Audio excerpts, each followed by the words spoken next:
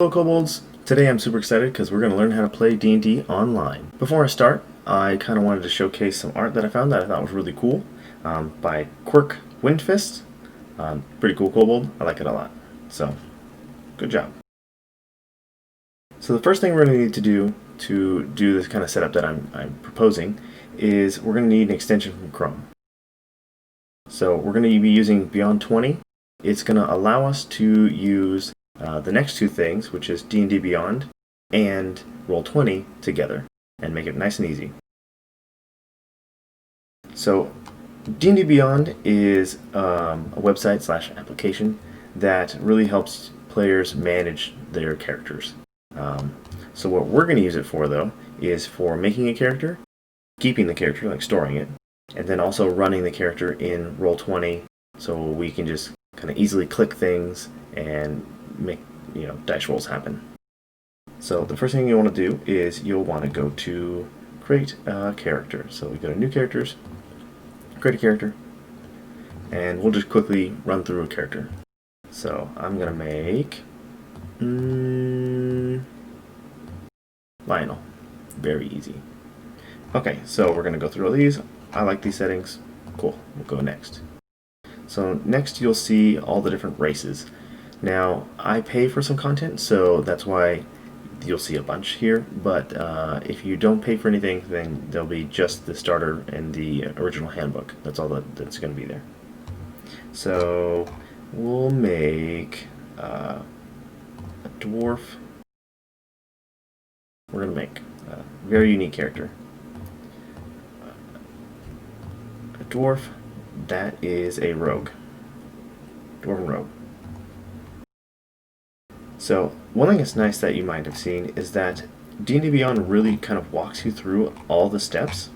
So it kind of tells you, hey, you picked a rogue, you get 4 proficiencies. Which 4 proficiencies do you want? So we'll just pick some. Not really maximizing my character here, just kind of trying to show through the tutorial. Then you also get your expertise. So it's also going to calculate this correctly too. So you get double your proficiency bonus, right here, double your proficiency bonus on these two things. And actually D&D Beyond will take that into account and will calculate it. It will calculate that in your rolls.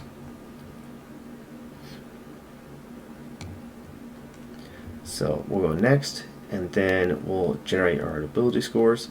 So it does have a couple different ways to do this. So there's like point buy, if you're familiar with that, where you can use points. You start with 27, you can use 9 points to get a 15 ability score. What we'll do though is standard array. For my rogue, we'll make him super tanky and dumb as a rock. There we go. Yeah, perfect dwarf rogue. Let's see if we can find one that looks very roguish. Not really, but oh yeah, this guy. Him for sure. So next we'll go to create your background. So he will be, I mean, it kind of makes sense if he's a criminal or spy, right? So it already adds in those skill proficiencies that you get from being that background. I'll just add some stuff in. And it even gives you a background feature right there.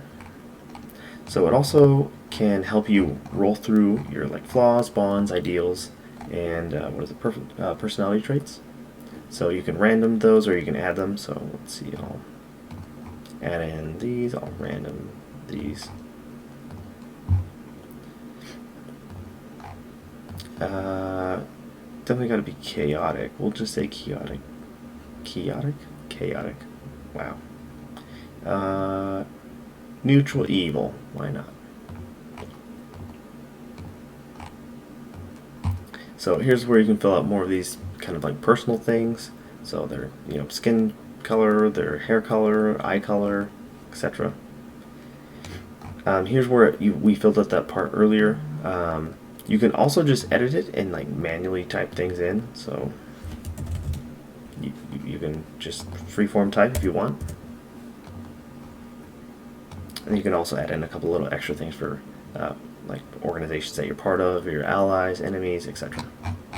So once we got all that, it'll give you your option of how you're going to generate your equipment. So it'll give you the option to do gold. So every class has their own way of getting their starting gold, or you can do equipment, which I prefer equipment. So we'll give him a short sword, a short bow, and some arrows, a burglar's pack, and that looks about it. So we'll add that. So it automatically adds all that in to our character. The one thing I would make sure that you do is go and equip those things though. So make sure we equipped all the gear that we have. And then now we have our character. So we're ready to play with Lionel, the Mountain Dwarf Rogue. So it's letting me know that, so there's my rogue. Next we'll have to go into Roll20. So Roll20, you go in, you have to create an account. That's pretty simple stuff. So once you create an account, you'll have this screen. It'll probably be blank because if you just created your account.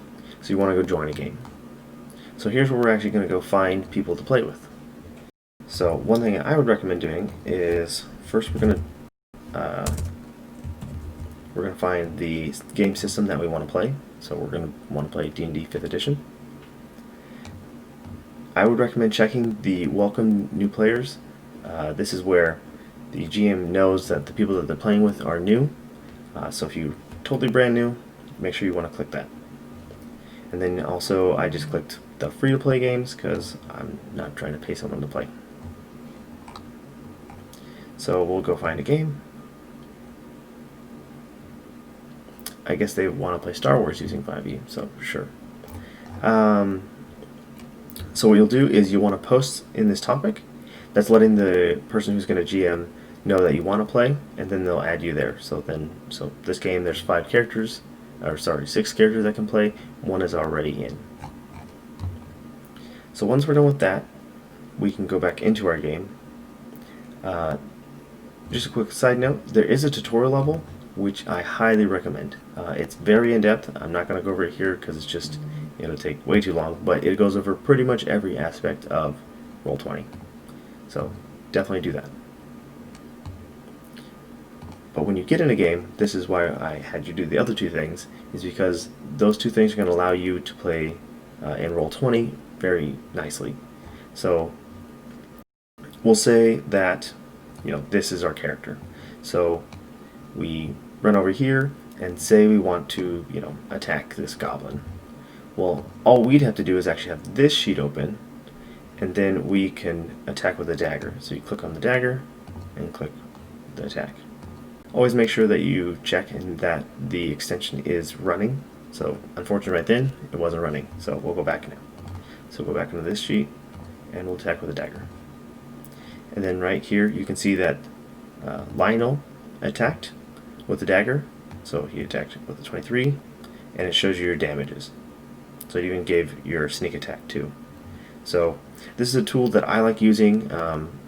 Roll20 does have a built-in character sheet, and you can actually run the rolls from it, but in my opinion it's not very good. It kind of sucks. So what I recommend doing is using these other 2 extensions, using the extension Beyond 20 and using D&D Beyond in conjunction to play it. So if you're a player, all you need is this, and then this on the side, so you can have maybe split screen it, or have them one in front, one in the back, and you can kind of play using this. So I hope today that you learned something new and you're able to play online now. I know with the pandemic it's made it harder for a lot of people to meet in person or go to the local game shop. So hopefully this is a way that you guys can play now. So until next time, fellow kobolds, have fun playing. Bye bye.